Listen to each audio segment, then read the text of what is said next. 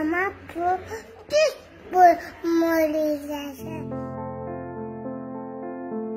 আলিফের একমাত্র মেয়ে মাসুরা ইসলাম তাসফিয়া এখনো বুঝতে পারেনি সে তার বাবাকে আর দেখতে পাবে না। যখন বাড়িতে লোকজনকে জড়ো হতে দেখছে তখন আধো আধো স্বরে ডেকে ফিরছে বাবা বাবা।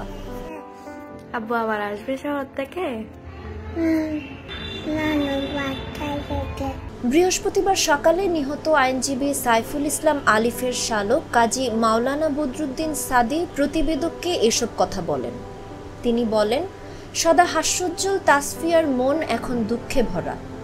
পরিস্থিতি পুরোপুরি অনুধাবন করতে না পারলেও বাবাকে হারানোর শূন্যতায় তার ছোট্ট হৃদয় স্পর্শ করেছে। তার অশ্রুসিক্ত মুখের বেদনা ছড়িয়ে পড়েছে সারা বাড়ি। অ্যাডভোকেট সাইফুল ইসলাম আলিফের একমাত্র মেয়ে তাসফিয়া এবং তার স্ত্রী ইসরাত জাহান তারিন দ্বিতীয় সন্তানের 4 মাসের অন্তঃসত্ত্বা। সাইফুল তার সেই অনাগত সন্তানের মুখ দেখে যেতে পারেননি।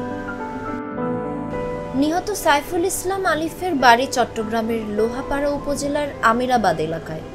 সম্প্রতি সাইফুল চট্টগ্রাম আদালতের সহকারী পাবলিক প্রসিকিউটর হিসেবে নিয়োগ পান। 7 ভাই বোনের মধ্যে তিনি ছিলেন চতুর্থ।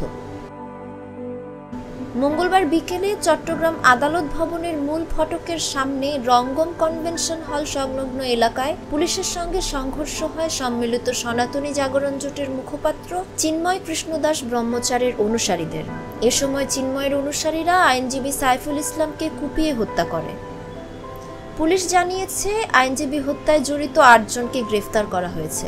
তারা হলেন রুমিত দাস, সুমিত দাস, গগন দাস, নয়ন দাস, বিশাল দাস, আমান দাস, রাজীব ভট্টাচার্য ও মনু মেথর। শিয়া বাটার ও ভিটামিন ই সমৃদ্ধ lily glam beauty soap. Lily, always beautiful.